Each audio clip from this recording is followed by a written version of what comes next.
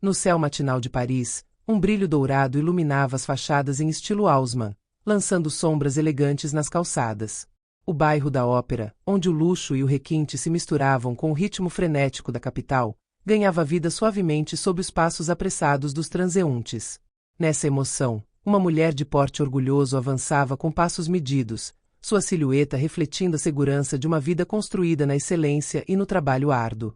Clarice Beaufort, juíza titular do Tribunal de Apelação, era uma mulher de rara presença. Aos 46 anos, ela personificava autoridade e elegância, seus traços finos emoldurados por cabelos castanhos com mechas ruivas. Cada detalhe do seu traje, o terno bege impecavelmente ajustado, os saltos discretos, mas assertivos, e a bolsa de couro simples, mas refinada, testemunhavam o bom gosto e o rigor natural. No entanto, apesar do que a sua aparência transmitia, Clarice sabia que, para alguns, a sua presença num ambiente tão prestigiado ainda era uma anomalia. Ela se aproximou de seu veículo, um elegante sedã preto, um modelo que só os bem-sucedidos podiam comprar. Quando ela estava prestes a abrir a porta, o som de um motor a fez virar ligeiramente a cabeça. Pelo retrovisor, ela viu um carro da polícia parar de repente atrás dela. O barulho dos pneus no asfalto perturbou o silêncio da manhã. Um homem uniformizado saiu lentamente, com a confiança de quem se sente investido de poder absoluto. Ele era alto, magro, o rosto marcado por traços duros e uma expressão fechada. Seus olhos frios e penetrantes analisaram a cena com um lampejo de suspeita. Em seu uniforme, um distintivo brilhava à luz da manhã. Agente Dupont. Clarice não ficou surpresa. Ela já havia experimentado esse tipo de questionamento, com muita frequência para ainda surpreendê-la. No entanto, a cada vez, um novo cansaço se somava à indignação silenciosa que ela carregava dentro de si. O agente Dupont se aproximou dela com uma lentidão estudada, a mão pousada casualmente no cinto onde sua arma estava pendurada.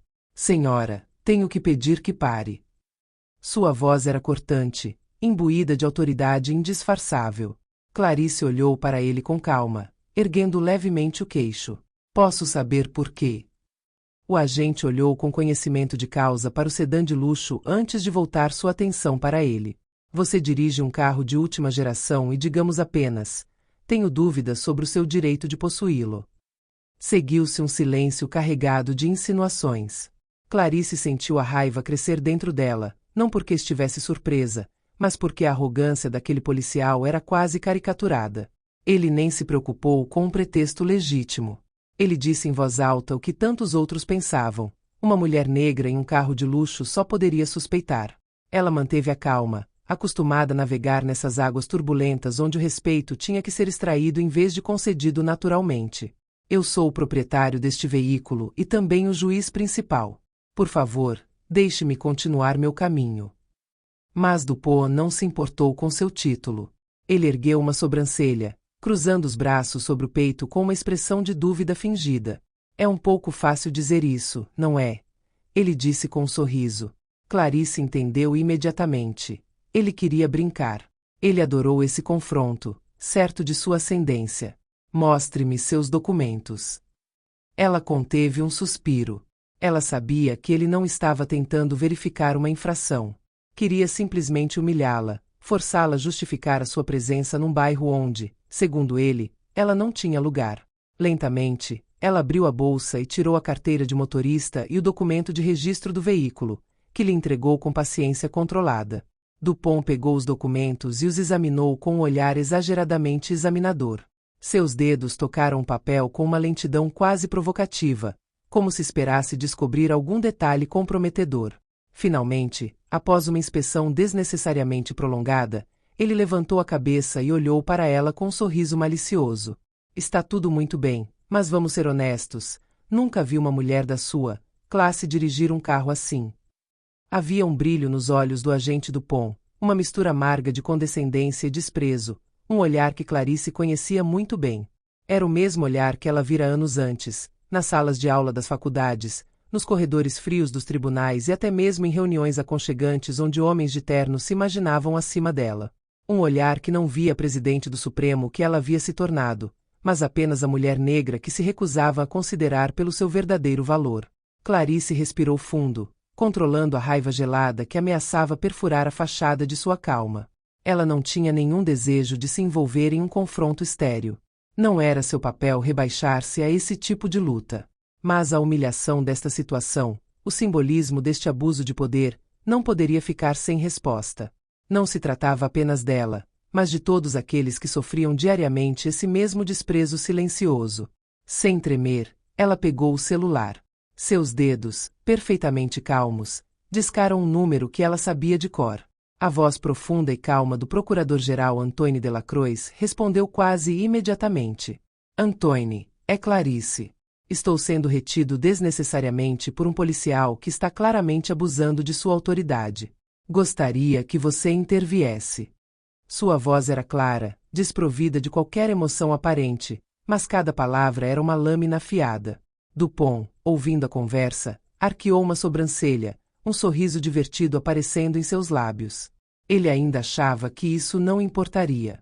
Afinal, quantas denúncias contra policiais desaparecem nas reviravoltas da burocracia? Quantas vezes a arrogância de um uniforme apaga a voz de um cidadão? Clarice guardou calmamente o telefone e olhou diretamente nos olhos do agente. Agente Dupont, aconselho a interromper imediatamente esta prisão. Acabei de entrar em contato com o procurador-geral.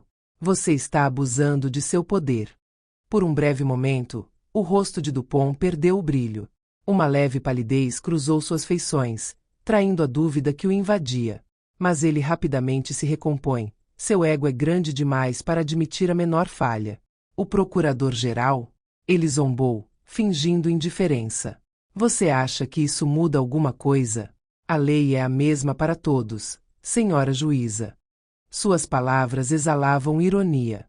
Ele sabia que tinha ido longe demais, mas se agarrou a esse tênue fio de poder, incapaz de recuar sem perder a face. Clarice não respondeu. Ela sabia que algumas batalhas não eram vencidas com palavras, mas com ações.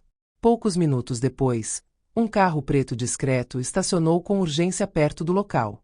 Dela saiu Antoine Delacroix, alto, elegante, vestido com casaco escuro que esvoaçava levemente ao vento.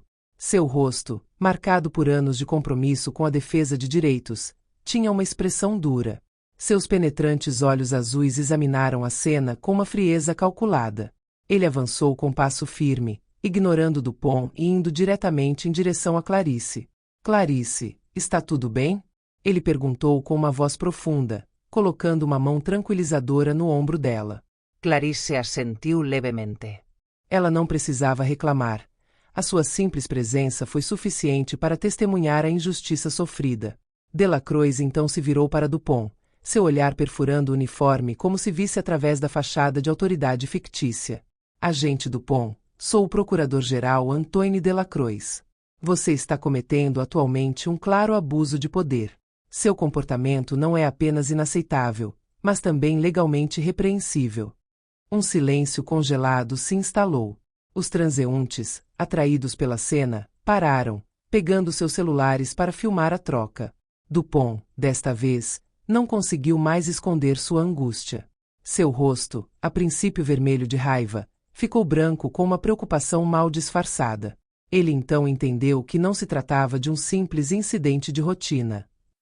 Ele desajeitadamente tentou se defender. Eu estava apenas cumprindo meu dever. Havia motivos para suspeitar. Suspeita de quê? Cortou Delacroix bruscamente. Uma mulher negra dirigindo um carro de luxo? Essa é sua única justificativa? Você é um agente da República, não um árbitro de seus próprios preconceitos. Dupont gaguejou, incapaz de formular uma resposta coerente. Ele olhou em volta, procurando um apoio que não existia. A multidão ficou em silêncio, mas a indignação coletiva pairava no ar. Finalmente, preso pela sua própria arrogância, Dupont deu um passo para trás. Muito bem, você pode ir, senhora. Ele retrucou, sua voz reduzida a um sussurro amargo. Clarice não respondeu. Ela entrou no carro com a dignidade intacta, os gestos tão comedidos como sempre. Delacroix seguiu-a com o olhar e depois voltou-se novamente para Dupont. Não acabou. Espere consequências. E de fato, a história não terminou aí. Clarice sabia que era impossível deixar impune tal abuso de poder. Não se tratava apenas de uma questão de orgulho pessoal ou de vingança, mas de um princípio fundamental. Se ela, a presidente do Tribunal de Recurso, pudesse ser tratada desta forma, o que dizer de milhares de outras pessoas sem voz, impotentes e indefesas? Era uma responsabilidade que ela não podia ignorar. Ela tomou a ousada decisão de processar o oficial Dupont, não apenas pelo incidente humilhante que sofreu, mas por tudo o que ele representava, um símbolo de discriminação sistêmica enraizada nas instituições.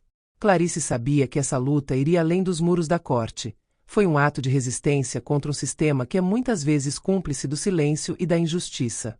O caso rapidamente causou grande impacto. A mídia aproveitou-se disso, fascinada pela ironia. Um juiz negro, guardião das leis, teve que lutar contra a injustiça encarnada por um homem responsável por aplicá-las. As primeiras páginas dos jornais traziam manchetes marcantes: justiça para o juiz, Clarice Beaufort enfrentando abuso policial ou mesmo quando a lei deve se defender. O agente Dupont, confiante e arrogante, pensou que poderia escapar de qualquer punição. Afinal, ele tinha visto outros policiais saírem ilesos de situações semelhantes. Ele ainda acreditava que seu uniforme o protegia, que a instituição cobriria seus erros. Ele até mostrou um sorriso presunçoso nas primeiras audiências, convencido de que seria apenas uma tempestade passageira. O que ele não sabia é que a maré já havia mudado. O karma, esta força invisível mas implacável, entrou em ação. Clarice e sua equipe de advogados especializados em direitos civis, liderada pelo formidável mestre Karim Aiben, especialista reconhecido por suas defesas incisivas, investigaram o passado de Dupont. O que descobriram foi esmagador.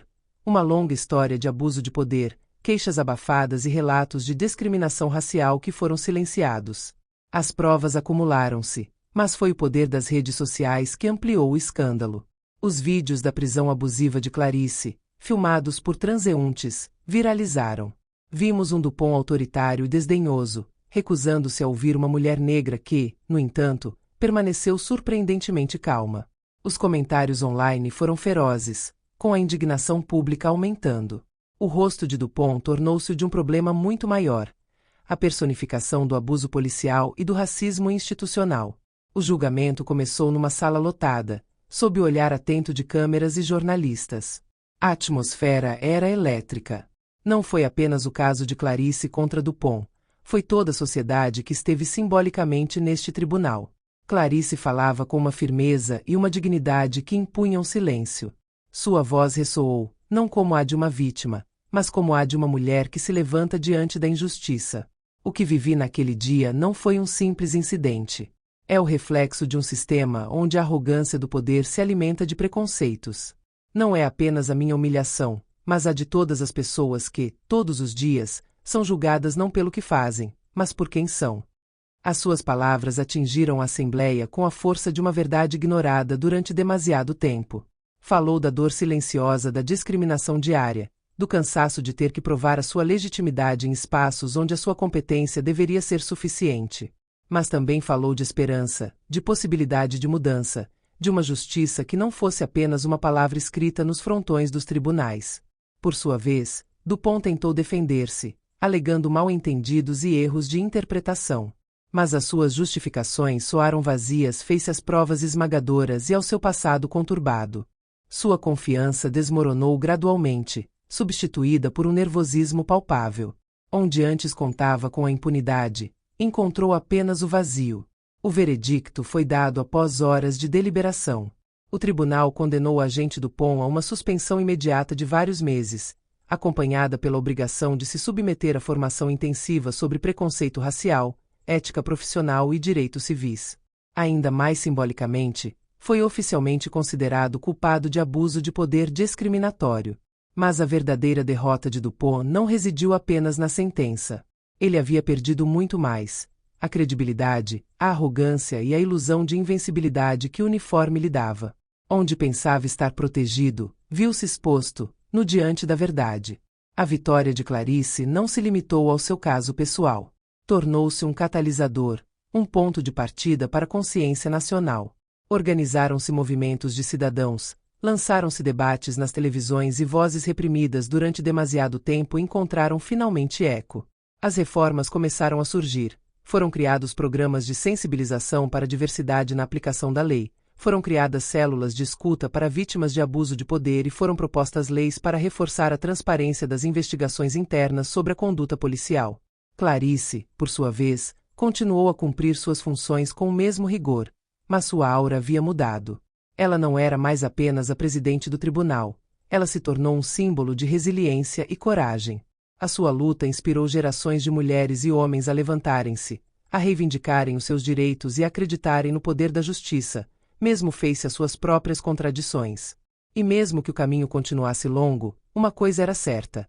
A história de Clarice Beaufort provou que a dignidade e a verdade são armas mais poderosas que qualquer uniforme ou distintivo.